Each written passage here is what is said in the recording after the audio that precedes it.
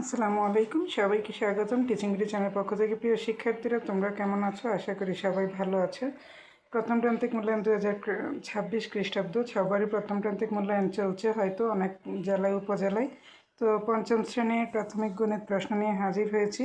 আর আগে আমি বাংলা এবং ইংরেজি এবং অন্যান্য শ্রেণীরও দিয়েছি। যারা নতুন আছে আমার চ্যানেলটাকে গিয়ে ঘুরে আসবে আর সাবস্ক্রাইব করে বেলটা অবশ্যই অন করে দিবে। আর যারা এতদিন সাপোর্ট করছো সবাই আমার চ্যানেলটাকে শেয়ার করবে বেশি বেশি, যেন ভিডিওটা সবার কাছে পৌঁছে যায়। তো এখানে দেখো 1 নং নির্বাচনী প্রশ্নের সঠিক উত্তরটি খাতায় লিখো। 10টি সঠিক উত্তর দেওয়া আছে। 10টি সঠিক উত্তরের জন্য তোমরা 10 নাম্বার পাবে।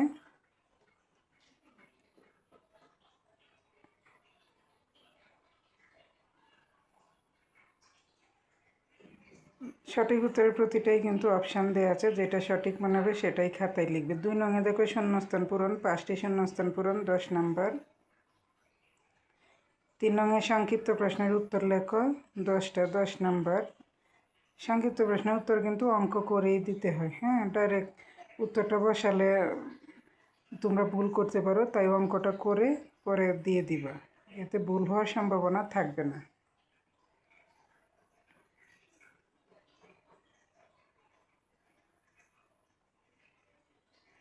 4 নংয়ে দেখো নিচের 3টি সমস্যাতে 2টি সমাধান করো। 4 নংয়ে 3টা সমস্যা দেওয়া আছে, 2টাই সমাধান করবে। এখানে দেখো একটা সৃজনশীল দেওয়া আছে 1 নংয়ে।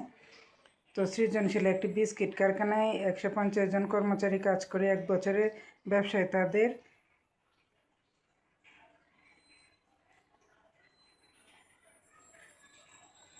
46,80,000 টাকা লাভ হলো। এখানে কতে দেখো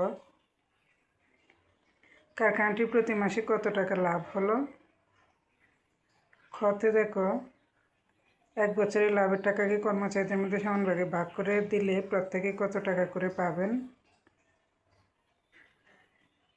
গতে দেখো 10 বছরে মোট কত টাকা লাভ হবে। তো 2 নংয়ে দেখো একজন লোক প্রতি মাসে 1200 টাকা সঞ্চয় করেন, কততম মাসে তার সঞ্চিত টাকা 50,000 অতিক্রম করবে। 3 নং, একটি সেতু দিয়ে যদি দৈনিক 4,614টি গাড়ি যাতায়াত করে তবে বছরে কয়টি গাড়ি যাতায়াত করবে।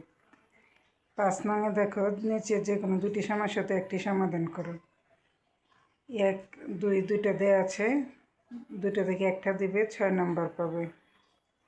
6 নংয়ে দেখো নিচের 3টা সমস্যাতে 2টি সমাধান করে। এখানে এটা সৃজনশীল।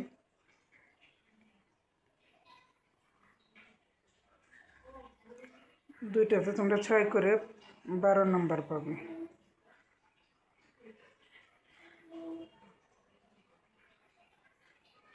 তারপরে দেখো একটি বর্গের এক বাহুর দৈর্ঘ্য 5 সেন্টিমিটার। কতে বর্গটি একক জ্যামিতি অংশ থেকে তোমরা 2টাই দিবে, 2টাতে তোমরা 10 নম্বর পাবে। অঙ্কিত বর্গের 3টি বৈশিষ্ট্য লিখো। 2 নম্বরে দেখো একটি বৃত্ত যার ব্যাসার্ধ 6.5 সেন্টিমিটার। এটা হচ্ছে